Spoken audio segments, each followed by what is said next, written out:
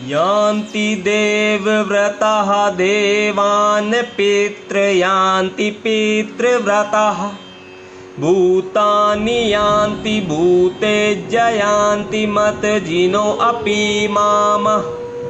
भगवान श्री कृष्ण कहते हैं कि हे अर्जुन, जो देवताओं की पूजा करते हैं वे देवताओं के बीच जन्म लेंगे, जो पितरों को पूजते हैं वे पितरों के पास जाते हैं, जो भूत प्रेतों की उपासना करते हैं वे उन्हीं के बीच जन्म लेते हैं, और जो मेरी पूजा करते हैं वे मेरे साथ निवास करते हैं। तात्पर्य जानेंगे।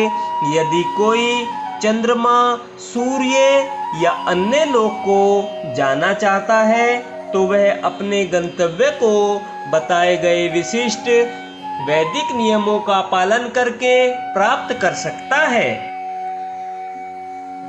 इनका विशद वर्णन वेदों के कर्मकांड अंश दृश पौर्णमासी में हुआ है, जिसमें विभिन्न लोकों में स्थित देवताओं के लिए विशिष्ट पूजा का विधान है। इसी प्रकार विशिष्ट यज्ञ करके पितृलोक प्राप्त किया जा सकता है। इसी प्रकार मनुष्य भूत प्रेत लोकों में जाकर यक्ष, रक्ष या पिशाच बन सकता है। पिशाच पूजा को काला जादू कहते हैं। अनेक लोग इस काले जादू का अभ्यास करते हैं और सोचते हैं कि यह अध्यात्म है, किंतु ऐसे कार्यकलाप नितांत भौतिकतावादी हैं।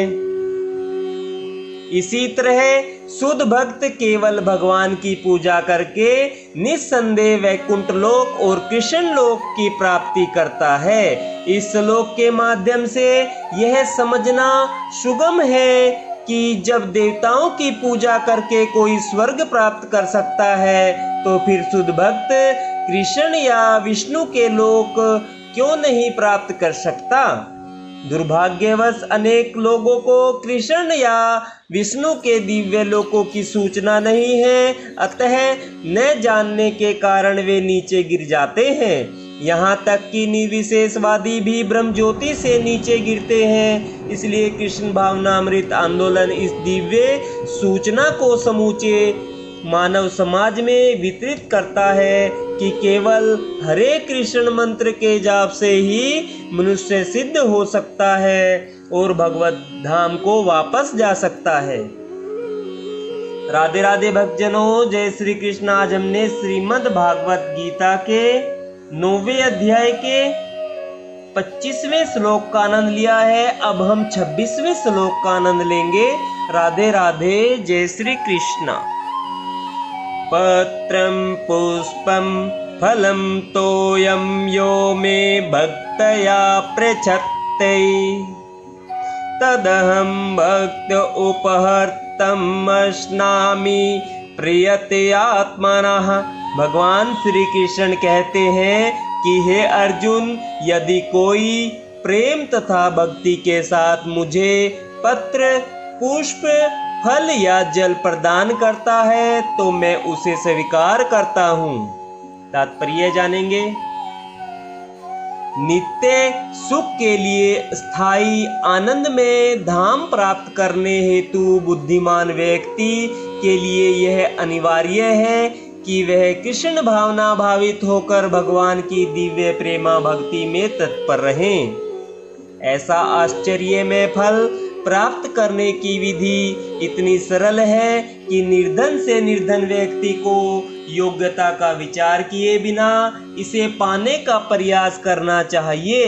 इसके लिए एकमात्र योग्यता इतनी ही है कि वह भगवान का शुद्ध भक्त हो।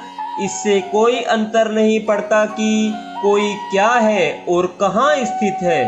यह विधि इतनी सरल है कि यदि प्रेम पूर्वक एक पत्ती, थोड़ा सा जल या फल ही भगवान को अर्पित किया जाता है तो भगवान उसे सहर्ष स्वीकार करते हैं।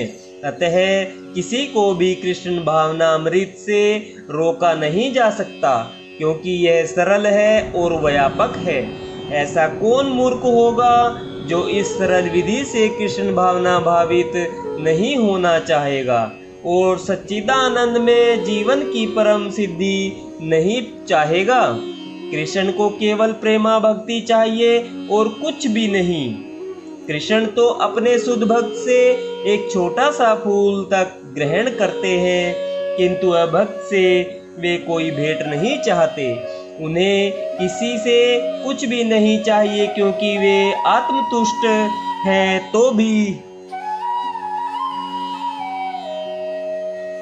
वे अपने भक्त की प्रेम भेंट तथा स्नेह के विनिमय में स्वीकार करते हैं।